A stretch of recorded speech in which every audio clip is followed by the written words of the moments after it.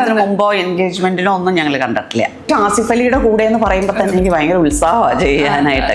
ദർശന വളരെ ഒരു ഡയലോഗ് മനസ്സിൽ കണ്ടിട്ട് അത് മുഖത്ത് കൊണ്ടുവരുന്ന ആളാണ്. ഞാൻ നേരെ തിരിച്ച ആദ്യത്തെ സിനിമ ചെയ്തത് തൃശ്ശൂർ പേരൂർ ക്ലിപ്തമാണ്. സെലക്ടഡ് എന്ന് പറഞ്ഞു. ഒന്നും ഡയലോഗ് പറയലോ ഒന്നും ഉണ്ടായില്ല. ഏത് സിനിമ വന്നാലും ചർച്ച ഉണ്ടാവാറുണ്ട്, പക്ഷെ വഴക്കുണ്ടാവും. ഞാൻ കുറെയൊക്കെ ഇങ്ങനെ കൈയും കാലും ഒക്കെ എടുത്ത് വർത്താനം പറയുന്ന ആളാണ്. നമ്മളുടെ കാലത്തിന് അനുസരിച്ച് മാത്രം പിന്നിലേക്ക് എന്തിനാ ആലോചിക്കണേ? അവരുടെ ഒപ്പം നിൽക്കുകയാണെങ്കിൽ അതല്ലേ. ഞാൻ എൻ്റെ 2 കുട്ടികളെ ഞാൻ അങ്ങനെ അവരുടെ ഇഷ്ടത്തിന് തന്നെയാണ് ഞാൻ മുഴുവനായിട്ടും. ആദ്യത്തെ അടി ഞാൻ ചീറ്റിന്റെ മുകളിൽ വലിഞ്ഞു കയറി ഭയങ്കരമായിരുന്നു ആ സീൻ കണ്ടത്. പറയാനുള്ള ഡയലോഗ് പറഞ്ഞു കഴിഞ്ഞതും റീമ ഓടി വന്ന് കെട്ടിപ്പിടിച്ചു. ഞാനൊരു കരച്ചിലും തുടങ്ങി. റിയൽ ലൈഫ് മെമ്മറീസിൽ ഇന്ന് നമുക്കിപ്പം ആക്ട്രസ് നീരജ രാജേന്ദ്രനാണ്. നമസ്കാരം ചേച്ചി. ഇപ്പോഴത്തെ ന്യൂ ജനറേഷൻ അമ്മ എന്നാണ് അറിയപ്പെടുന്നത്. ആ ഒരു വിശേഷണം എത്രത്തോളം ചേച്ചി ആസ്വദിക്കുന്നുണ്ട്? ന്യൂ ജനറേഷൻ അമ്മ എന്നുള്ള വിശേഷം ഭയങ്കരമായിട്ട് ശരിക്കും ഹാപ്പി ആയിട്ട് തന്നെ എൻജോയ് ചെയ്തുകൊണ്ടിരിക്കുകയാണ്. ആവേശം ഇറങ്ങി ഇതുവരെയും അതിന്റെ ഓളം ഇപ്പോഴും നിന്നിട്ടുമില്ല. ന്യൂ ജനറേഷൻ എന്ന് പറയുമ്പോൾ ആ ടാഗിന്റെ അകത്തേക്ക് പലതും വരുന്നുണ്ട്. അതായത് കാലത്തിൻ്റെതായിട്ടുള്ള മാറ്റം ഉണ്ടല്ലോ. അപ്പൊ അമ്മമാരെ പഴയതിനെ പഴി പറയുന്നവർ പലരും ആ ന്യൂ ജൻ ട്രെൻഡുകളെ അംഗീകരിക്കുന്നുണ്ട്. അപ്പോൾ അതിനർത്ഥം ചേച്ചി ചെയ്യുന്ന അമ്മ വേഷങ്ങൾ അത്രത്തോളം ഇൻഫ്ലുവൻസ് ചെയ്യുന്നുണ്ട് എന്നുള്ളതാണ് സമൂഹത്തിൽ. അങ്ങനെ ചിന്തിച്ചിട്ടുണ്ടോ? കുറെ കൂടെ നമ്മൾ മക്കളുടെ ഒപ്പം നിൽക്കുകയാണെങ്കിൽ അതിനെ ന്യൂജൻ പറയണോ? ശരിക്കും പറഞ്ഞാൽ ഇന്നത്തെ കുട്ടികൾക്ക് നമ്മളെക്കാളും അവർ ഒരുപാട് എല്ലാ തരത്തിലും അവരുടെ ബുദ്ധി വികാസത്തിനായാലും അവർക്ക് ഒരുപാട് റീച്ചുണ്ട്. ഞാനൊന്നും വളർന്ന സമയം പോലെയല്ല. അവർക്ക് കാര്യങ്ങൾ മനസ്സിലാക്കാൻ ഒരുപാട് അവസരങ്ങളുണ്ട്. അപ്പോൾ പിന്നെ നമ്മളുടെ കാലത്തിന് അനുസരിച്ച് മാത്രം പിന്നിലേക്ക് എന്തിനാ ആലോചിക്കണേ? അവരുടെ ഒപ്പം നിൽക്കുകയാണെങ്കിൽ അതല്ലേ. ഞാൻ എൻ്റെ 2 കുട്ടികളെ ഞാൻ അങ്ങനെ അവരുടെ ഇഷ്ടത്തിന് തന്നെയാണ് ഞാൻ മുഴുവനായിട്ടും. റിയൽ ലൈഫിലും ന്യൂ ജനറേഷൻ അമ്മയാണ്. അല്ല, ആ സിനിമയിലും അങ്ങനെ തന്നെയാണ്. ആ സിനിമയിൽ ശരിക്കും പറഞ്ഞാൽ എനിക്ക് ഏറ്റവും ഇഷ്ടമായത് എന്താ വെച്ച് കഴിഞ്ഞാൽ അതേപോലെ മകന്റെ ഒപ്പം നിൽക്കുന്ന ഒരു അമ്മ. മകന്റെ കൂട്ടുകാരാണ് എന്റെ കൂട്ടുകാരും ആ കുട്ടികളുടെ കുട്ടികൾ തന്നെയാണ്. എന്റെ വീട്ടും അത് തന്നെയാണ്. അപ്പൊ വെച്ചാൽ എനിക്ക് സിനിമയായിട്ടൊന്നും തോന്നിയില്ല അത് ആ സിനിമ ചെയ്യുമ്പോ. അൾട്ടിമേറ്റ് ആയിട്ട് മക്കള് ഹാപ്പിയാണോ? പലർക്കും ആവേശത്തിന് ശേഷമായിരിക്കും ചേച്ചീനെ അറിയാൻ പറ്റുക. ആവേശത്തിലെ അമ്മ, ബിബിന്റെ അമ്മ എന്നുള്ള തരത്തിലായിരിക്കും. പക്ഷെ അതിനു മുമ്പ് ചേച്ചിക്ക് ഒരു തുടക്കമുണ്ട്. മുത്തച്ഛൻ മുതലുള്ള MP മന്മഥൻ അദ്ദേഹമാണ്. സഹോദരൻ ഡോക്യുമെന്ററി ഡയറക്ടറാണ്. അങ്ങനെ അതിലും പത്മശ്രീയാണ് കേട്ടോ. അതെ, പത്മശ്രീയാണ്. കലാപരമായിട്ട് പണ്ട് മുതലേ ഉള്ളൊരു യാത്രയാണ്. എങ്ങനെയായിരുന്നു ചേച്ചി ഇതിലേക്കുള്ള തുടക്കം? ആ ഒരു തുടക്കകാലം സിനിമ സ്വപ്നം മാത്രമേ ഉണ്ടായിട്ടുള്ളൂ. പക്ഷേ വളരെ ചെറിയ പ്രായം തൊട്ടേ അച്ഛൻ സിനിമയ്ക്ക് മാത്രമേ ഞങ്ങളെ ഞങ്ങളെ കൊണ്ടുപോകാറുള്ളത് സിനിമയ്ക്ക് തന്നെയാണ്. എൻ്റെ ഓർമ്മയിലെ എൻ്റെ ആദ്യത്തെ സിനിമ പൂമ്പാറ്റയാണ്, ശ്രീദേവിയുടെ. അപ്പൊ അത് ഞങ്ങളെ 2പേരെയും കൊണ്ടുപോയി തിയേറ്ററിൽ ഇരുത്തുക ചെയ്തിരിക്കണേ. അതേപോലെ ഹാത്തി മേരാ സാത്തി. ഏറ്റവും പഴയ ഓർമ്മകൾ എന്ന് പറയുന്നത് അവിടെ നിന്നൊക്കെ തുടങ്ങിയ ഓർമ്മകളെ ഉള്ളൂ. അച്ഛൻ എല്ലാ സിനിമയ്ക്കും കൊണ്ടുപോകും. ഈവൻ ലവ് സ്റ്റോറി എന്ന് പറഞ്ഞിട്ടൊരു സിനിമ വന്നിട്ടുണ്ടായിരുന്നു. അത് ഞാൻ ഡിഗ്രിക്ക് പഠിക്കുന്ന സമയത്താണ്. ഞാനും അച്ഛനും കൂടി പരീക്ഷയുടെ തലേ ദിവസം. അച്ഛൻ ന്യൂജൻ ഒന്നും അല്ല കേട്ടോ. അച്ഛൻ ഭയങ്കര ഓർത്തഡോക്സ് ചിന്താഗതിയായിരുന്നു. മെന്റലി നമുക്ക് ഒരു ഫ്രീഡവും അച്ഛൻ തന്നിട്ടില്ല. പക്ഷേ സിനിമയ്ക്ക് കൊണ്ടുപോകാനും അത് അച്ഛൻ ഏത് സിനിമ വന്നാലും സ്റ്റാഫ് റൂമിൽ പോയിട്ട് ടീച്ചേഴ്സിനോട് ചോദിക്കും, ഇത് കുട്ടികളെ കാണിക്കാൻ പറ്റുന്ന സിനിമയാണോ എന്ന് ചോദിച്ച് അച്ഛൻ അത് കഴിഞ്ഞ് വന്നു. ഞങ്ങൾ എല്ലാ സിനിമയ്ക്കും ഒരുവിധം ഹിന്ദി ആട്ടാണ് കേട്ടോ കൂടുതൽ. അച്ഛൻ ഹിന്ദി പ്രൊഫസറായിരുന്നു. അപ്പൊ ഹിന്ദി ആയിരുന്നു കൂടുതൽ കാണുന്നത്. ഇപ്പൊ പക്ഷെ ഹിന്ദി കാണൽ കുറഞ്ഞു അച്ഛൻ പോയേ. പിന്നെ ഞങ്ങൾ റിയാദിൽ നിന്നൊക്കെ വരുന്ന സമയത്ത് എന്നോട് ചോദിക്കും, നീ കാണാത്ത ഏതെങ്കിലും സിനിമയുണ്ടെങ്കിൽ നമുക്ക് പോകാമായിരുന്നു. അത്ര സിനിമ. പക്ഷെ അതൊരു വലിയ ഇതിലേക്കൊരു എൻ്റെ സിനിമയുടെ ഒരു വിത്ത് ഒരു പക്ഷേ അച്ഛൻ അതിനോടുള്ളൊരു ആവേശം അല്ലെങ്കിൽ അഭിനിവേശം അച്ഛനായിരിക്കാം ചിലപ്പം നട്ടത്. അതെ. എന്നിട്ടെന്താ അഭിനയിക്കാൻ ഇത്രയും വൈകിപ്പോയെ?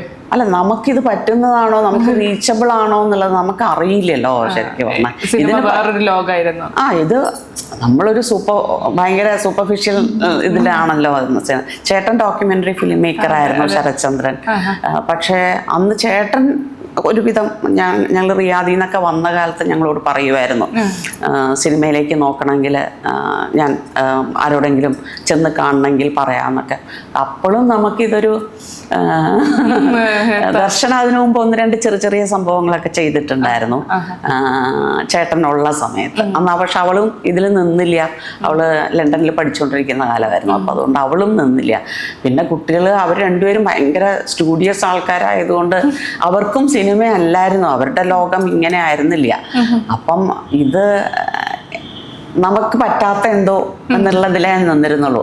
അങ്ങനെ ഇരിക്കുമ്പോഴാണ് ഞാൻ ആദ്യം ഒരു സീരിയലിലേക്കൊരു ഞാൻ ജ്യോതിഷം ചെയ്യുന്നുണ്ടായിരുന്നു. ആ സമയത്ത് എൻ്റെ അടുത്ത് ഹരി പി നായർ ഒരു ദിവസം പിന്നെ വേറൊരു കാര്യത്തിന് വേണ്ടി വന്ന സമയത്ത് എന്നോട് പറഞ്ഞു, ഇങ്ങനെ ഒരു ഓഡീഷൻ നടക്കുന്നുണ്ട്, ചേച്ചി നോക്കുന്നോന്ന് ചോദിച്ചു. എനിക്ക് ഭയങ്കര പേടി. ഇത്ര ഒരുപാട് 10,000 ആളുണ്ട്, ഓഡീഷന് വന്നിട്ടുണ്ട്, വെറുതെ പോയി നോക്കാം, നമ്മൾ കിട്ടണം എന്ന് വിചാരിച്ചിട്ടല്ലല്ലോ, വെറുതെ ഒരു ഓഡീഷൻ, ഒരു പരീക്ഷ എഴുതുന്ന പോലെയാണല്ലോ. അങ്ങനെ വെറുതെ പോയതാണ്. കടവന്ത്ര തന്നെയായിരുന്നു ഓഡീഷൻ. അന്ന് ഇതുപോലെ പിന്നെ ഓപ്പോസിറ്റ് പറയാനുള്ള ഒരാൾ മകനായിട്ട് ആ സ്ക്രിപ്റ്റ് അയാൾ പറയും, ഞാൻ എൻ്റെ ഭാഗം പറഞ്ഞാൽ മതി. അത് കഴിഞ്ഞ ഉടനെ അപ്പം തന്നെ പറഞ്ഞു സെലക്റ്റഡ് എന്ന് പറഞ്ഞിട്ട് അതിലേക്ക് ആണ് ആദ്യമായിട്ട് ശരിക്ക് മഴവിൽ മനോരമയിലെ ഒരു സീരിയലിലായിരുന്നു അത് തുടക്കം. പക്ഷെ അത് ഇടയ്ക്ക് വെച്ച് നിന്നുപോയി, ആ സീരിയൽ മുന്നോട്ട് പോയില്ല. പിന്നെ ഞാൻ വെച്ചോ ഇത് ചിലപ്പം നമ്മൾക്കുള്ളതല്ലായിരിക്കും, അതുകൊണ്ട് അങ്ങനെ പിന്നെ ഞാനത് അതിനെ ശ്രമിച്ചില്ല. അത് കഴിഞ്ഞ് പക്ഷെ കുറേ സീരിയലിന് കോൾ വന്നു.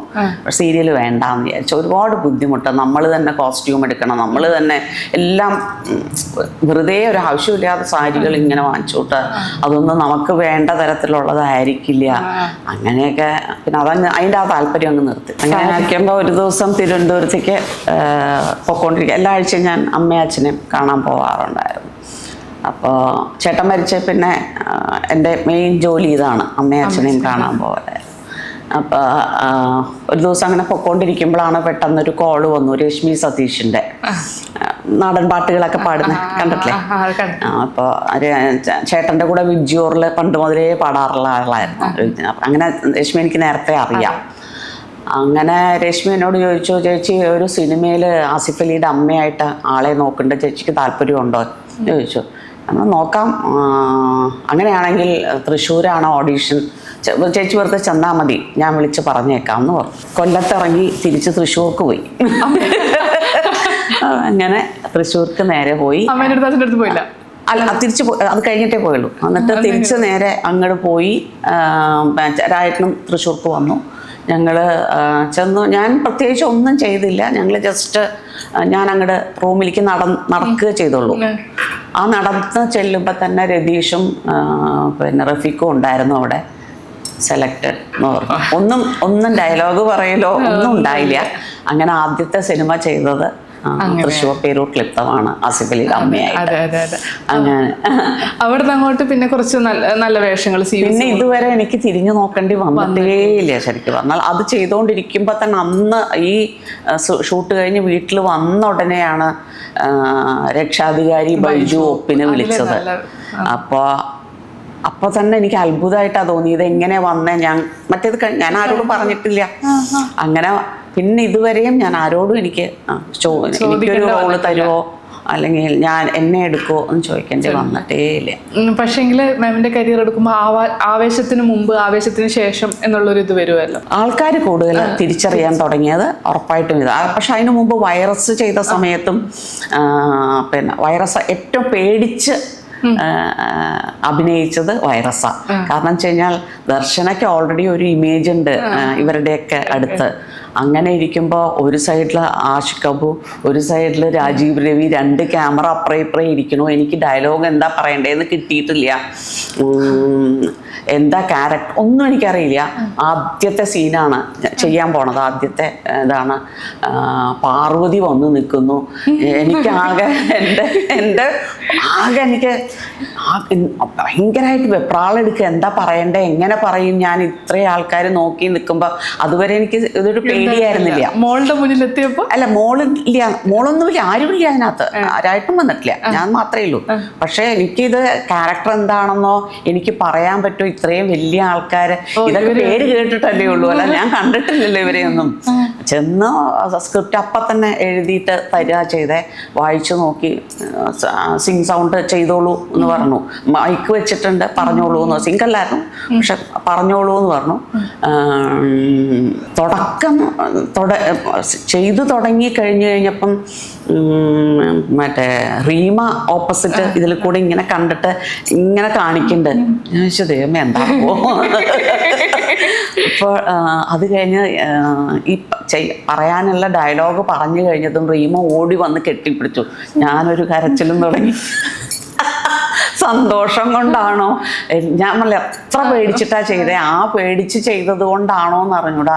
ആ സീൻ ഭയങ്കര, എല്ലാവർക്കും ഇതുവരെയും ആവേശത്തിന്റെ പോലെയൊന്നും അല്ല കേട്ടോ, അന്ന് കിട്ടിയിരുന്ന ഒരു എല്ലാവരുടെയും, ഈവൻ ആ നാട്ടിലുള്ള ഒരുപാട് പേരെന്നെ ആ സമയത്ത് വിളിച്ചിട്ടുണ്ട്. ഒരു നാടൻ ടീച്ചർ എങ്ങനെയാണ്, ആ നാട്ടുകാരെങ്ങനെയാണ് ഇതാവണേ അതേപോലെ. അതെ, ആ ഒരു ചായയൊക്കെ, മുഖച്ചായൊക്കെ വന്നത്. ഞാൻ ബേസിക്കലി ഞാൻ ഫ്രം പേരാമ്പ്ര, വടകരയൊക്കെയാണ്. അപ്പൊ ആ ഒരു ഫേസ് കട്ടും ചേച്ചിക്ക് ഉണ്ടായിരുന്നു അതില്. അപ്പോൾ ആവേശത്തിലേക്ക് വരുമ്പോൾ സിനിമയുടെ വാണിജ്യം നോക്കിയിട്ടാണല്ലോ. ആ ഒരു സിനിമയുടെ ഹിറ്റായതിനൊപ്പോഴാണ് ആ ഡയലോഗും ഹിറ്റായത്. ഹാപ്പി അല്ലേ, ഇപ്പൊ എത്ര പേര് ചോദിക്കാറുണ്ട് കാണുമ്പോൾ നീരജ ഹാപ്പി അല്ലേ? ഒരുവിധം ഇതുവരെ കഴിഞ്ഞിട്ട് 2 കൊല്ലാവറായില്ലേ, എല്ലാ ദിവസവും ആരെങ്കിലും ഹാപ്പി അല്ലേ എന്ന് ചോദിച്ചു. എന്തിന് ഇന്നിപ്പോ എന്നെ കൊണ്ടുവന്ന ഡ്രൈവർ വരെ ചോദിച്ചു. ഞാൻ ആവേശത്തിലുണ്ടായിരുന്ന അമ്മയല്ലേ എന്ന് ചോദിച്ചു. അതെ, ഹാപ്പി അല്ലേ? അപ്പൊ ഞാൻ തന്നെ ഞെട്ടിപ്പോയി. നമുക്ക് മനസ്സിലാവുന്നില്ലോ, അയാൾക്ക് എന്നെ മനസ്സിലാവുന്നുള്ളത്. അത് പറഞ്ഞു ആസിഫ് അലിയുടെ അമ്മയായിട്ടാണ്. ആസിഫ് അലിയുടെ കൂടെ തന്നെ ഞാൻ 9 പടം ചെയ്തു. ചോദിക്കാൻ വന്ന തുടർച്ചയായിട്ട് കുറെ സിനിമകൾ. ഇപ്പൊ ആഭ്യന്തര കുറ്റവാളിയിലുള്ള അമ്മ വേഷമൊക്കെ ഭയങ്കര ക്യൂട്ടായി. ഞാൻ ചെയ്തതിൽ ഏറ്റവും വലിയ വേഷം എനിക്ക് തോന്നുന്നു ആഭ്യന്തര കുറ്റവാളിയിലുള്ള ആ ഒരു നോട്ടമൊക്കെ ഉണ്ട്, രാത്രി കയറി വരുമ്പോ ഒക്കെയുള്ള സീന് ഭയങ്കര രസമായിരുന്നു. ആഭ്യന്തര കുറ്റവാളിന്റെ ഓർമ്മയൊക്കെ എങ്ങനെയാണ്? എനിക്ക് അതിന് വിളിച്ചപ്പോൾ തന്നെയും എനിക്ക് ആ സ്ക്രിപ്റ്റും എനിക്ക് നല്ല ഇഷ്ടമായി കേട്ടോ. അപ്പം അത് കാരണം പ്രത്യേകിച്ച് ആസിഫ് അലിയുടെ കൂടെ എന്ന് പറയുമ്പോൾ തന്നെ എനിക്ക് ഭയങ്കര ഉത്സാഹമാണ് ചെയ്യാനായിട്ട്. കാരണം നല്ല ഇതുവരെ ചെയ്തിട്ട് ഏറ്റവും കൂടുതലും ഒരു നായകന്റെ കൂടെ ചെയ്യുന്നതിൻ്റെ ഏറ്റവും കൂടുതൽ അടുപ്പം മകനായിട്ട് തോന്നിയിരിക്കുന്നത് എനിക്ക് ആസിഫ് അലിയുടെ കൂടെ തന്നെ. അപ്പം അത് കാരണം എനിക്ക് അതിൽ അങ്ങനെ പ്രത്യേകിച്ച് അഭിനയിക്കേണ്ടി നമ്മളൊരു അമ്മ, ഇത്രയും വർഷത്തെ ഒരു നമ്മൾ തന്നെ ഒരു അമ്മയല്ലേ. അപ്പം അതുകൊണ്ട് അത് അതേപോലെ തന്നെയാണ്. അങ്ങനെ എക്സ്ട്രാ ആയിട്ടൊരു വേറെ ക്യാരക്ടർ എനിക്ക് വളരെ കുറച്ചേ ചെയ്യേണ്ടി വന്നിട്ടുള്ളൂ. അപ്പൊ എല്ലാ സിനിമയിലും പ്രത്യേകിച്ച് ഒരു അഭിനയം എന്നുള്ളതല്ല, നമ്മൾ ജീവിക്കുന്നു അതേപോലെ. അതായിപ്പോ ഒരു നടത്തം കണ്ടിട്ട് പോലും സെലക്ടഡ് ആവണമെങ്കിൽ എത്രത്തോളം ചേച്ചി അമ്മയായിട്ടാണ് ജീവിക്കുന്നത്, അതായത് റിയൽ ലൈഫിൽ എങ്ങനെയാണോ അത് തന്നെയാണെന്ന് തോന്നുന്നു. എനിക്ക് ശരിക്കും പറഞ്ഞാൽ എൻ്റെ അമ്മയെ തോന്നാറുണ്ട് പല സിനിമയിലും. എനിക്ക് തന്നെ സിനിമ കാണുമ്പോൾ ഇത് അമ്മയെ പോലെ തന്നെ ഇരിക്കുന്നുള്ളൂ എന്ന് തോന്നും. ചായ ഞങ്ങൾ വേറെയാ, പക്ഷെ എന്നാലും അമ്മയുടെ നടത്തം, അമ്മ ഇരിക്കുന്ന രീതികളെല്ലാം ഞാൻ അനുകരിക്കുന്നതാണോ അതോ അങ്ങനെയാണ് ഭാഷയിൽ അത് വരുന്നുണ്ട്. അതുപോലെ ചുള്ളിക്കാട് സാറിനൊപ്പമായിരുന്നല്ലോ പേര്, അതെങ്ങനെയായിരുന്നു? ഒരു സാറിൻ്റെ കൂടെ ആദ്യമായിട്ടാണ് ചെയ്യണേ. അപ്പൊ ഈ പറഞ്ഞ ചേട്ടനെയൊക്കെ എല്ലാവർക്കും അറിയുന്നത് കൊണ്ടും അപ്പൂപ്പനെ എല്ലാവരെയും അങ്ങോട്ടും ഇങ്ങോട്ടും നോക്കിക്കഴിഞ്ഞാൽ ഫാമിലികളിൽ എല്ലാവർക്കും അറിയുന്നത് കാരണം തന്നെ എനിക്ക് പേടിയായിരുന്നു ആദ്യമൊക്കെ സംസാരിക്കാനൊക്കെ. കാരണം സ്ട്രേഞ്ച്, ഭയങ്കര എഴുത്തുകാരൻ അങ്ങനെയൊക്കെ. പക്ഷെ ഭയങ്കര ഫ്രണ്ട്ലി ആയിരുന്നു കേട്ടോ സാർ. ഭയങ്കര സുഖമായിരുന്നു ചെയ്യാനായിട്ട്. അഭിലാഷത്തിലെ ഉമ്മേനെ കുറിച്ച് കൂടെ പറയണം. അതിൽ ശരിക്കും പറഞ്ഞാൽ നല്ല ബുദ്ധിമുട്ടിയിട്ട് ഡയലോഗുകൾ ആ സ്ലാങ് കിട്ടണ്ടേ. അല്ല, ഞാൻ അവിടെ ചെയ്യുമ്പോൾ കുഴപ്പമുണ്ടായിരുന്നില്ല, എനിക്ക് ഇഷ്ടമുള്ള പോലെ. പക്ഷെ ഡബ് ചെയ്യുമ്പോഴാണ് ഞാൻ കുറച്ച് ബുദ്ധിമുട്ടി. അത് കുറച്ച് സമയമെടുത്ത് തന്നെയാണ് ചില തിരിക്കേണ്ടിടത്തൊക്കെ തിരിപ്പിച്ച് സമയമെടുത്ത് തന്നെ. അവര് ഒരുപാട് പേരെ നോക്കി ഈ ഒരു പ്രത്യേകിച്ച് ആവേശം കഴിഞ്ഞപ്പോൾ ഈ ശബ്ദത്തിന് പോലെ മാച്ച് ചെയ്ത് കിട്ടാൻ വേണ്ടിയിട്ട് അവർക്ക് ഈ ക്യാരക്ടർ കിട്ടാൻ അവർക്ക് വിചാരിച്ച പോലെ ഈ ഏജിലത്തെ കിട്ടിയില്ല. അതുകൊണ്ട് പിന്നെ ഞാൻ തന്നെ ചെയ്തേ. അതിൻ്റെ ലുക്ക് മാറ്റവും ഭയങ്കരമുണ്ട്. തനിയൊരു ഉമ്മ. ആ നാട്ടുകാരെന്നോട് വന്നിട്ട് പറഞ്ഞു ശരിക്കാണോന്ന്. തൊട്ടടുത്ത വീട്ടിലൊക്കെ ഉള്ളവര് വിചാരിച്ച ശരിക്കും പറ്റിയാന്നാ വിചാരിച്ചത്.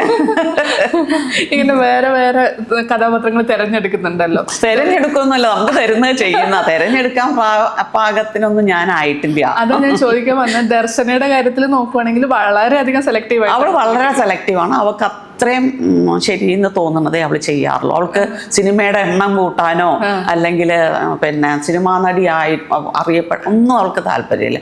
ഞാൻ അങ്ങനെ എനിക്ക് കിട്ടുന്നത് ഇതാണ് ഞാൻ ചെയ്യണു. എത്ര ചെറുതായാലും എനിക്ക് കുഴപ്പമില്ല. അതെ, പലരുടെയും ധാരണ ദർശനയുടെ അമ്മയായത് കൊണ്ട് ദർശന ത്രൂ വന്നതല്ല. ഇതുവരെ ഒരു സിനിമ പോലും എനിക്ക് അങ്ങനെ ആകെ കൂടി പാരഡൈസ് ചെയ്തോ. അവൾ അവിടെ ശ്രീലങ്കയിൽ ചെയ്യുമ്പോൾ ഒരൊറ്റ ചെറിയ ഫോൺ സീക്വൻസ് വേണമായിരുന്നു. അപ്പൊ അതിനകത്തൊരു അമ്മ കോൾ ചെയ്യണം, അത്രേ ഉള്ളൂ. ആ കോള് ചെയ്യാൻ വേണ്ടി രാജീവ് പറഞ്ഞു നിന്റെ അമ്മ അവിടെ വീട്ടിലിരിക്കണ്ട, അവളെ ഒന്ന് വെറുതെ വിളിച്ചാൽ മതി. എന്നിട്ട് അത്രേ എടുത്തിട്ടുള്ളൂ. ഞാനിവിടെ എൻ്റെ വീട്ടിലായിരിക്കണേ, കലൂരായിരിക്കണേ. വിളിച്ചു, ഞാൻ വേഷം പോലും മാറിയിട്ടില്ല, ആ മാക്സി ഇട്ടിട്ട് അങ്ങനെ തന്നെ ഇരിക്കണേ, അത്രേ ഉള്ളൂ. അത് മാത്രമേ ശരിക്കും പറഞ്ഞാൽ അത് അവള് പറഞ്ഞില്ല, രാജീവ് പറഞ്ഞിട്ട് അത്ര. ഇതുവരെ ഞങ്ങൾ ആരും അങ്ങോട്ടും ഇങ്ങോട്ടും ആർക്കും വേണ്ടി പറയാറില്ല. ഇതുവരെ ഉണ്ടായിട്ടില്ല. ആ ഒരു ക്ലാരിറ്റി കൊടുക്കുമായിരുന്നു. അല്ല, ഇതുവരെ ഉണ്ടായിട്ടില്ല കേട്ടോ. അതെ, ഇതിങ്ങനെ വരുമ്പോ വേറൊരു കാര്യം കൂടി ചോദിക്കണം. രണ്ടുപേര് അഭിനയത്തിലേക്ക് ഒരേ വീട്ടിൽ നിന്ന് വരുന്നു. നിങ്ങളുടെ വീട്ടിലെ സിനിമ ചർച്ചകൾ എങ്ങനെയാണ് എന്നുള്ളത് കൂടെ അറിയാം. ഏത് സിനിമ വന്നാലും ചർച്ച ഉണ്ടാവാറുണ്ട്, പക്ഷെ വഴക്കുണ്ടാവും. ഞാൻ കുറെയൊക്കെ ഇങ്ങനെ കൈയും കാലും ഒക്കെ എടുത്ത് വർത്താനം പറയുന്ന ആളാണ്. ദർശന വളരെ ഒരു ഡയലോഗ് മനസ്സിൽ കണ്ടിട്ട് അത് മുഖത്ത് കൊണ്ടുവരുന്ന ആളാണ്. ഞാൻ നേരെ തിരിച്ച. എന്തൊക്കെ എടുക്കാൻ അല്ല, അങ്ങനെയല്ല, എന്റെ പൊതുവെ നേച്ചറേ അതാ. ഞാൻ കുറച്ചിങ്ങനെ എല്ലാം ലൗഡായിട്ടാ എൻ്റെ. അപ്പൊ അത് വെറുതെ സംസാരിക്കുന്നത് ഞാൻ അങ്ങനെയാ. അപ്പൊ ആ വ്യത്യാസമുണ്ട്. അപ്പൊ അതുകൊണ്ട് അവളുടെ ക്യാരക്ടേഴ്സ് അത്രയും സട്ടില്ല. ജയ അല്ലാത്തത് ബാക്കിയെല്ലാം.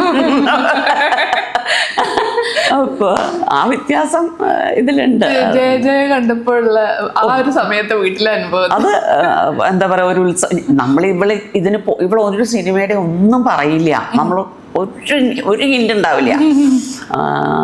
ഹൃദയം പോലും ഇത്രയും നല്ലൊരു ക്യാരക്ടർ ചെയ്യണേ എന്നുള്ളത് ഞാൻ ഹൃദയത്തിൻ്റെ പ്രൊഡ്യൂസറിൻ്റെ വല്യമ്മ എൻ്റെ ക്ലാസ്മേറ്റാണ് കോട്ടനില്ലേ, അവര് പറഞ്ഞിട്ടാണ് ഞാൻ അറിഞ്ഞ ഇവള് ഇതിൽ നല്ലൊരു ക്യാരക്ടർ ചെയ്യണം, അല്ലാതെ ഇവള് പറഞ്ഞിട്ടില്ല. അത്ര അങ്ങനെ ഇത് ജയ ഇത് തൈക്കൊണ്ട് പഠിക്കാൻ പോകുന്നുണ്ട് എന്നും വന്നിട്ട് ഈ താഴെ ഇങ്ങനെ ഒരു കിടപ്പുണ്ട് വയ്യാണ്ടായിട്ട്. ഈ സിനിമ കണ്ടോണ്ടിരിക്കുമ്പോൾ ആദ്യം മുഴുവനും അടി വാങ്ങിച്ചു ഇങ്ങോട്ട് വാങ്ങിക്കുകയാണല്ലോ. ഞാൻ വിചാരിച്ചു ദൈവമേ ഇതിനാണോ ഈ പാട് മുഴുവൻ കഴിച്ചു പോയതെന്ന് വിചാരിച്ചു. ആദ്യത്തെ അടി ഞാൻ സീറ്റിന്റെ മുകളിൽ വലിഞ്ഞു കയറി ചാട്ടി അടിച്ചു. ഭയങ്കര ആ സീൻ കണ്ടത് നീ ഭയങ്കര ഏറ്റവും ശരിക്കും പറഞ്ഞാൽ ഇപ്പോഴും ചർച്ചയായിട്ട് പൊക്കോണ്ടിരിക്കുന്ന ഒരു സിനിമ ഇത് തന്നെയാണ്. ദർശനന്റെ ഇഷ്ടപ്പെട്ട കഥാപാത്രം തന്നെയാണ്. ഇഷ്ടപ്പെട്ടു. അല്ല, ദർശനം എനിക്ക് എല്ലാം ഇഷ്ടമാണ്. ഇതുവരെ കണ്ടത് ഏത് ചോദിച്ചാലും എനിക്ക് ഭയങ്കര ഇഷ്ടമാണ്. ഇപ്പൊ അമ്മേനെ ചേച്ചിനെ കുറെ കൂടെ ഒന്ന് പരിചിതമാക്കിയിട്ടുള്ള പരസ്യ ചിത്രങ്ങൾ കൂടിയാണ്. ഒരുപാട് പരസ്യ ചിത്രങ്ങളിൽ അഭിനയിക്കാറുണ്ട്. അതും ഇതുപോലെ അവസരങ്ങൾ വരുന്നത് തന്നെയാണ്. ഇപ്പതേ വരണം സിസോടെ ഹെയർ കളർ വരുന്നുണ്ട്, ഈസ്റ്റേണിൻ്റെ ഒരെണ്ണം വരുന്നുണ്ട്. അപ്പം ഞാൻ പിന്നെ ഞാനും അവളും കൂടിയുള്ള കുറേ പരസ്യങ്ങൾ ഓരോരുത്തർ ചോദിക്കും അമ്മയും മകളുമായിട്ട്, ഇവളെന്ത് ചെയ്താൽ പരസ്യം ചെയ്യില്ല. അപ്പം എന്താ വെച്ച് കഴിഞ്ഞാൽ എനിക്കും ചെയ്യാൻ പറ്റില്ല. ഇപ്രാവശ്യം മാത്രം എങ്ങനെയാണോ എന്തോ അവള് സമ്മതിച്ചു. അപ്പോൾ അത് കഴിഞ്ഞിട്ട് പിന്നെ അവിടെ ചെന്ന് കഴിഞ്ഞപ്പോഴാണ് ഈ സാമ്പാർ ഭർത്താവിന് സാമ്പാർ ഉണ്ടാക്കി കൊടുക്കുന്ന ഒരു അങ്ങനത്തെ ആണല്ലോ, എല്ലാ കാര്യമുള്ളതായിരുന്നു. അവിടെ ചെന്നിട്ട് ചീത്ത മുഴുവൻ കേട്ടത് ഞാനാ. എല്ലാം അറിയണ അരുണും ഞങ്ങൾ അറിയുന്ന തന്നെയാ കേട്ടോ. അപ്പൊ എന്തായാലും പക്ഷെ അത് ചെയ്തു. പക്ഷെ അത് വരുന്നുണ്ട്, ഇപ്പൊ സിസോ വരുന്നുണ്ട്. ഇനി ഒരെണ്ണം നല്ല ഒരെണ്ണം വരും, വെൽകെയർ ഹോസ്പിറ്റലിന്റെ ഒരെണ്ണം. അത് അവളില്ല, ഞാനുണ്ട്. ഇതിങ്ങനെ ആസ്വദിക്കുന്ന ഒരു പീരീഡ് അല്ലേ മാമിനെ സംബന്ധിച്ച്? ഞാനത് വരുന്നതൊക്കെ ഇപ്പൊ ആസ്ട്രോളജി പഠിച്ചു എന്ന് പറഞ്ഞു, ഒരുപാട് കലയുമായിട്ട് ബന്ധപ്പെട്ടിട്ടുള്ള, മുമ്പ് ഡാൻസ് ചെയ്തിട്ടുണ്ടായിട്ട് ഡാൻസ് ടീച്ചർ തന്നെയായിരുന്നു. അതെ, ഡാൻസ് ടീച്ചറായിരുന്നു, പാട്ട് പാട്ട് കേൾക്കല് പാട്ട് ഇഷ്ടമാണ് ഭയങ്കര ഇഷ്ടമാണ്. അതിൽ ശരിക്കും പറഞ്ഞാൽ ദർശന ഒരു പാട്ടുകാരി ആവാൻ എങ്ങനെയാ കാരണം എന്ന് ചോദിച്ചു കഴിഞ്ഞാൽ ദശരഥം സിനിമയുടെ സമയത്താണ് ഞാൻ പ്രഗ്നൻ്റ് ആയിരുന്നത് ദർശന. അപ്പോൾ അതിൽ മോഹൻലാൽ പറയുന്നുണ്ട് ഈ പിന്നെ എപ്പോഴും അല്ല സംഗീത സാന്ദ്രമാവണം അന്തരീക്ഷം എപ്പോഴും ഈ വയറിൽ കിടക്കുന്ന കുട്ടിക്ക് അതിങ്ങനെ എൻ്റെ തലയിലുണ്ട്. ഞാനത് കാരണം എപ്പോഴും പാട്ട് കേൾക്കുമായിരുന്നു കേട്ടോ ശരിക്കും പറഞ്ഞ.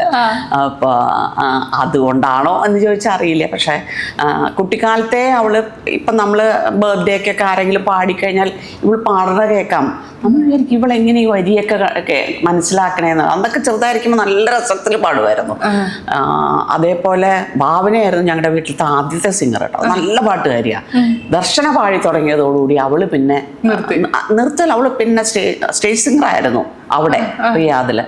പിന്നെ അവളെ വിളിച്ചാൽ വേണ്ട കുഞ്ഞു പാടട്ടെ എന്ന് പറഞ്ഞു. കുഞ്ഞു ദർശനം ഇതാവില്ല അങ്ങനെയായിരുന്നു. അപ്പോൾ ഇപ്പം എല്ലാം അങ്ങനെയാ ഭയങ്കര പോരടി ഉണ്ടാക്കും രണ്ടുപേരും കൂടെ. പക്ഷെ എന്നാ ഭയങ്കര സ്നേഹമാണ്. അതെല്ലായിടത്തും തന്നെ. ഞാൻ ചോദിച്ചു വന്നുകൊണ്ടിരുന്ന കാര്യം ഇപ്പോൾ ആസ്വദിച്ച് ചെയ്യുന്ന കാര്യങ്ങൾ, അപ്പൊ ഈ ഇപ്പൊ ചെയ്തുകൊണ്ടിരിക്കുന്ന വേഷങ്ങളിൽ അങ്ങനെ പ്രതീക്ഷിക്കുന്നത്, ചെയ്യാൻ ആഗ്രഹമുള്ളത് അങ്ങനെയൊക്കെ ഉണ്ടോ? അല്ലെങ്കിൽ ഈ ഒരു സന്തോഷം ഇങ്ങനെ അങ്ങ് വരുന്നത് ചെയ്തുകൊണ്ട് ഓളത്തിനകത്ത് അങ്ങ് പോവാന്നുള്ളതായിരുന്നു? എനിക്ക് ഞാൻ വലിയ വലിയ പ്രതീക്ഷകളൊന്നും വെക്കുന്ന ആളല്ല. ഒന്നാമത് നമ്മൾ ഇന്ന് വൈകുന്നേരം വരെ അതെന്താ എന്ന് നമുക്ക് യാതൊരു ഉറപ്പുമില്ല. അപ്പോൾ എന്തിനാ നമ്മൾ കൂടുതൽ ഇങ്ങനെ നമുക്ക് സ്വപ്നം കാണാം, അതിനപ്പുറം നമ്മൾ ഇന്ന പോലെ നടക്കണം എന്ന് നമ്മളൊരു ഷാഠ്യം മനസ്സിൽ പിടിക്കേണ്ട കാര്യമില്ല എന്നാണ് എൻ്റെ ഇത്. വരുന്നത് പോലെ വരട്ടെ, വന്നാൽ എടുക്കാം. ചെയ്യണം മോഹമുണ്ടോ ചോദിച്ചാൽ ചെയ്യണം എന്നൊക്കെയാണ്. പക്ഷേ എൻ്റെ ഒരു പ്രായത്തിന് ഡയലോഗ് പഠിക്കാനും ഒക്കെ ഉള്ള ഒരു കപ്പാസിറ്റി എനിക്കുണ്ടോ? ഇത്രയൊക്കെ വലിയ വലിയ ക്യാരക്ടേഴ്സ് തന്നാൽ ചെയ്യാൻ എനിക്ക് പറ്റുമോ? ഇതൊക്കെ എനിക്ക് തന്നെ എനിക്ക് എത്ര എന്നുള്ളത് എനിക്കറിയാലോ. അതുകൊണ്ട് അങ്ങനെ വലിയ ഇപ്പൊ ഉള്ള പോലെയൊക്കെ തന്നെ അങ്ങ് പോയിക്കൊണ്ടിരുന്നാൽ മതി. നമുക്ക് പറ്റുന്നിടത്തോളം ചെയ്തോണ്ടിരിക്കണം. അത്രേ എനിക്ക് അങ്ങനെ വല്ലാതെ അതിൽ കൂടുതലൊന്നും ഞാൻ ഇതാവാറില്ല. ഇപ്പൊ അമ്മ വേഷങ്ങൾക്ക് അപ്പുറത്തേക്കുള്ള വേഷങ്ങളും വരുന്നുണ്ടല്ലോ. ഞാൻ വേറൊരു സിനിമ ലിജിന്റെ ഒരു ചേരാന്ന് പറഞ്ഞ ഒരു പടം ചെയ്തിട്ടുണ്ട്. അതിനകത്ത് ആരുടെ അമ്മയല്ല, ഒരു വേറെ ഇൻഡിവിജ്വൽ ക്യാരക്ടർ. അത് വരണേന്ന് എനിക്ക് ഒരുപാട് മോഹത്തിലിരിക്കുകയാണ്. വരും എന്ന് ഞാൻ കഴിഞ്ഞ ദിവസം ലിജിനെ കണ്ടപ്പോൾ ചോദിച്ചു. വരും ചേച്ചി എന്ന് പറഞ്ഞു. ഞാൻ കുറച്ച് ഫോട്ടോസ് കാണിക്കാം. ആദ്യത്തെ ഫോട്ടോ ഞാനും രാജനും കല്യാണത്തിന് മുമ്പ് കണ്ടിട്ടില്ല ശരിക്കും പറഞ്ഞാൽ. കല്യാണം തീരുമാനിക്കുമ്പോഴോ ഒന്നും ആദ്യമായിട്ട് കാണുന്ന ദിവസമായത്. ഫസ്റ്റ് ഡേ ചിറ്റയുടെ വീട്ടിൽ വെച്ച് കാണുന്നത്, ആദ്യമായിട്ട് കാണുന്ന ദിവസത്തെ ആ മുകളിലേക്ക് കയറി പോകുന്ന ദിവസം അത്. എന്നാ പിന്നെ ഇത് തന്നെ ആയിക്കോട്ടെ അടുത്ത ഫോട്ടോ. ഇത് കല്യാണ ദിവസത്തെ ശരിക്കും നേരിട്ട് അടുത്ത് ഇങ്ങനെ കാണുന്നത് ഇങ്ങനെയാട്ടോ. കല്യാണത്തിന് മുമ്പോ എൻഗേജ്മെന്റിനോ ഒന്നും ഞങ്ങൾ കണ്ടിട്ടില്ല. ആ സ്റ്റോറി ഒന്ന് പറഞ്ഞേ. കല്യാണ സ്റ്റോറി അല്ല, ഞാൻ സ്കൂൾ പ്രീ ഡിഗ്രി കഴിഞ്ഞിട്ടേ ഉള്ളൂ. അപ്പോൾ രായട്ടൻ മറ്റേ പ്രൈവറ്റായിട്ട് വന്ന് എഴുതുക ചെയ്യുന്നത്. അപ്പോൾ ആ സമയത്ത് എന്താ വെച്ചാൽ എൻ്റെ വീടിൻ്റെ മുമ്പിൽ തന്നെയാണ് അവരുടെ ചേച്ചി താമസിക്കണേ. അപ്പോൾ ബുക്കുകളെല്ലാം എടുത്തു വെച്ചേക്കണേന്ന് പറയും. ആദ്യത്തെ കൊല്ലത്തെ ഇതേപോലെ വന്നു. എൻ്റെ ബുക്കുകൾ അപ്പോഴും ഞാൻ നേരിട്ട് രായൻ്റെ അല്ല കൊടുക്കണേ, നമ്മൾ ചേച്ചിയുടെ കൊടുക്കും. ചേച്ചി പാസ് അങ്ങനെ ഉള്ളൂ. അങ്ങനെ ആദ്യത്തെ കൊല്ലം കഴിഞ്ഞു, രണ്ടാമത്തെ കൊല്ലം കഴിഞ്ഞു.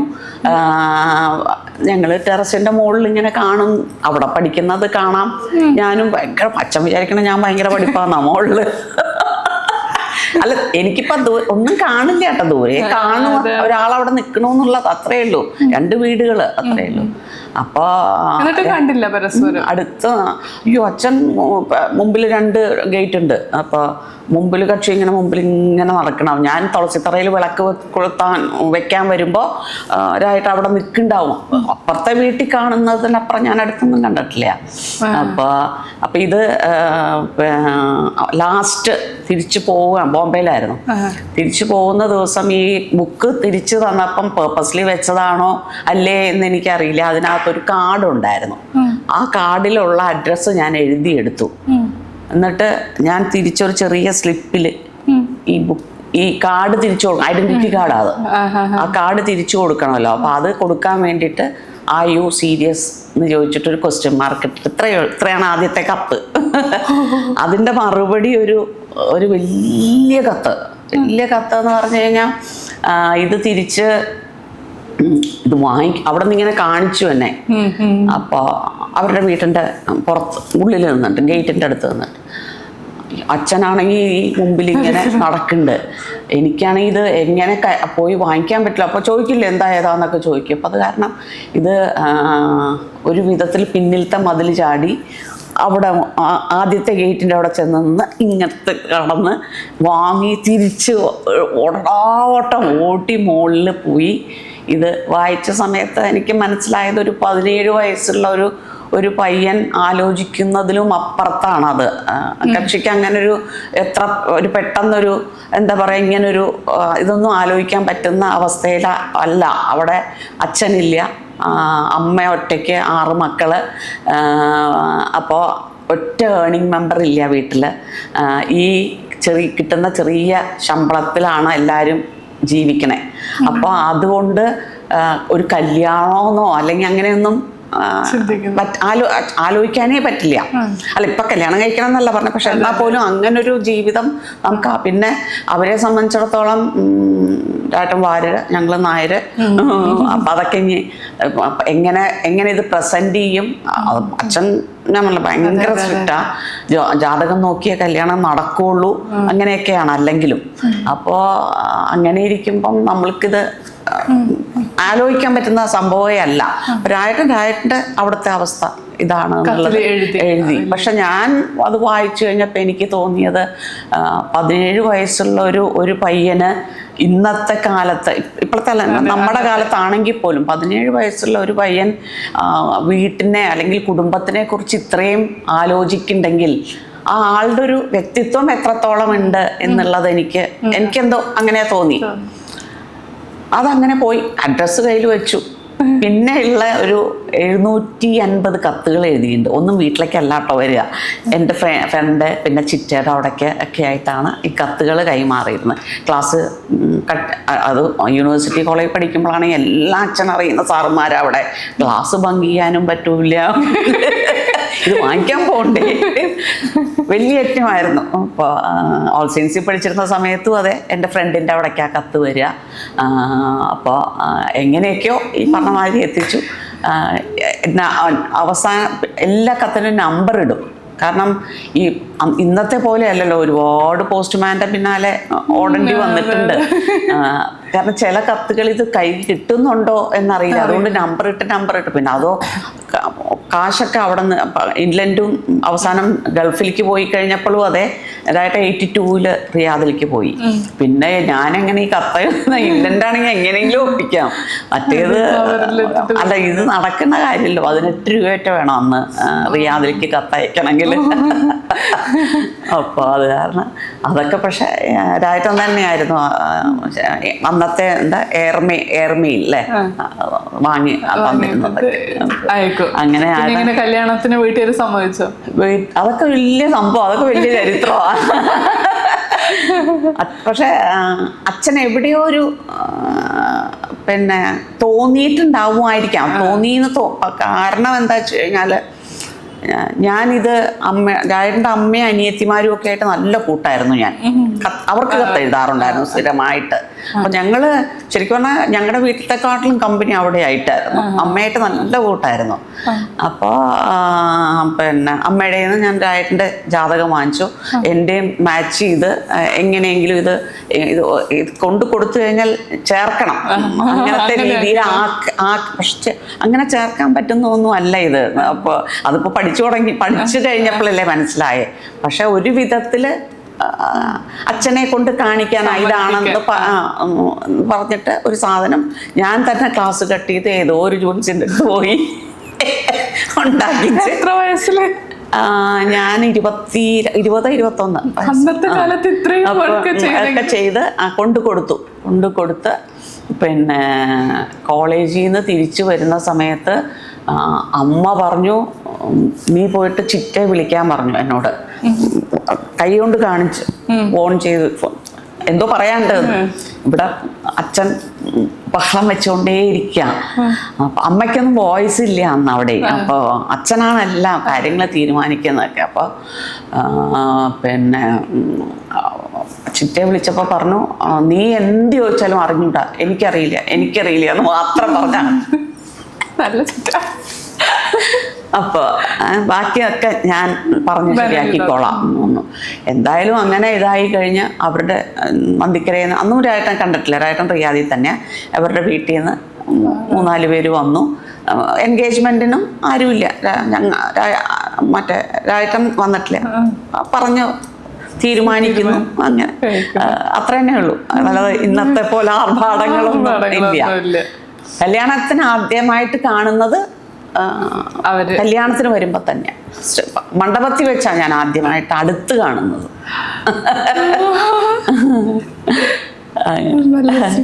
ഒരു 10 എൻ്റെ ഇപ്പോഴും ഉണ്ട് കേട്ടോ ഈ 750 കത്ത്. ഉണ്ട്, എൻ്റെ വെക്കാൻ പറ്റില്ലല്ലോ. 750 കത്ത് നമ്പർ ഇട്ട് എഴുതിയാന്നല്ലോ, അപ്പൊ അത് എണ്ണാൻ പറ്റും. ഇതൊരു നായിക. ഇത് കല്യാണം കഴിഞ്ഞ് പിന്നെ നന്ദിക്കര നല്ല രസം, നല്ല പ്രകൃതി രമണീയമായ ഒരു സ്ഥലമാണ് കേട്ടോ. നെല്ലായിക്കടുത്ത്, പുതുക്കാട് നെല്ലായി നന്ദിക്കര എന്ന് പറഞ്ഞ സ്ഥലം. അപ്പോൾ 3 അമ്പലങ്ങൾ, അമ്പലത്തിന്റെ മുമ്പിലെ ആലിന്റെ അടുത്തുള്ള ഇതാണത്. അവിടെ ഇത് 2 സിസ്റ്റേഴ്സാണ്, ഗീതയും ശ്രീദേവി. ഗീത മരിച്ചു, ശ്രീദേവി മാത്രമേ ഉള്ളൂ ഇപ്പൊ.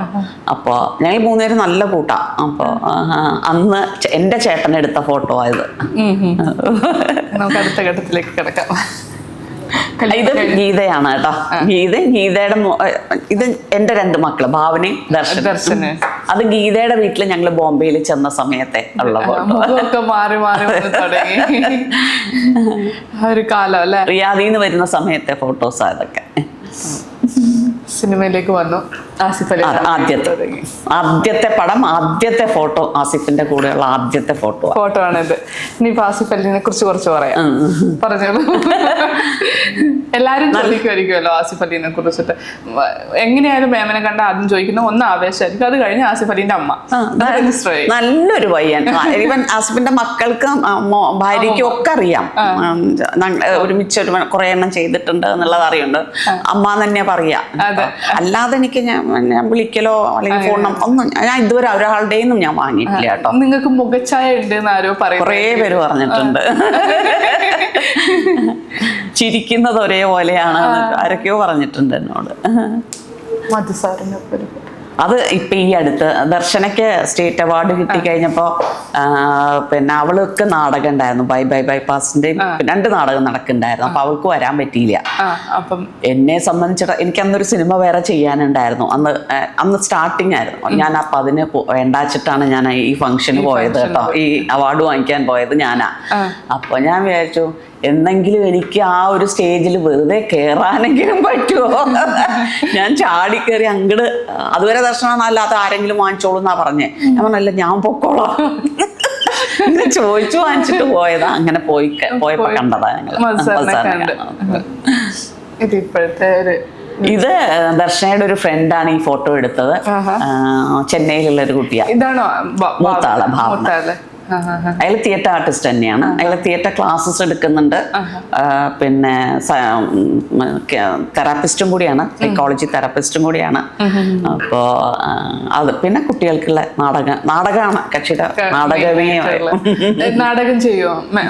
സ്കൂളിലും കോളേജിലും ചെയ്തിരുന്നു. അതൊക്കെ അതൊരു വലിയ സംഭവം തന്നെയാണ്. ഞാൻ ആദ്യമായിട്ട് നാടകം ചെയ്ത അത് കോളേജിൽ പഠിക്കുന്ന സമയത്താണ്. അപ്പം അത് അന്ന് ഇത് നാടകം എന്താന്ന് പോലും എനിക്ക് അറിഞ്ഞൂടാ. അപ്പം ആദ്യത്തെ ഈ ഗാലറി ക്ലാസ്സിൽ, പ്രീ ഡിഗ്രി ഗാലറി ക്ലാസ്സിൽ, അല്ല ഡിഗ്രിക്ക് സൈസിൽ ഭയങ്കര ചെറുതായി. ഇപ്പൊ ഈ ദർശനം ഇരിക്കുന്ന പോലെ തന്നെയായിരുന്നു, ഭയങ്കര ചെറുതായിരുന്നു. അപ്പോൾ ഒരു പിന്നെ സ്റ്റാഫ് റൂമിൽ നിന്ന് ഒരു നോട്ടും കൊണ്ട് വന്നു, ഇങ്ങനെ Neeraj is wanted in the office എന്ന് പറഞ്ഞിട്ട്. ഞാൻ വെച്ചു ഞാനൊരു കുറ്റവും ചെയ്തില്ലോ, എന്നെ എന്തിനാണോ വിളിക്കണേന്നാ വിചാരിച്ച. ശരിക്കും സാധാരണ അങ്ങനെയാണല്ലോ പറയാ. അപ്പൊ അവിടെ ചെന്ന് കഴിഞ്ഞപ്പം എൻ്റെ ഹിന്ദിയിലത്തെ പ്രസന്ന മിസ് ഉണ്ട്.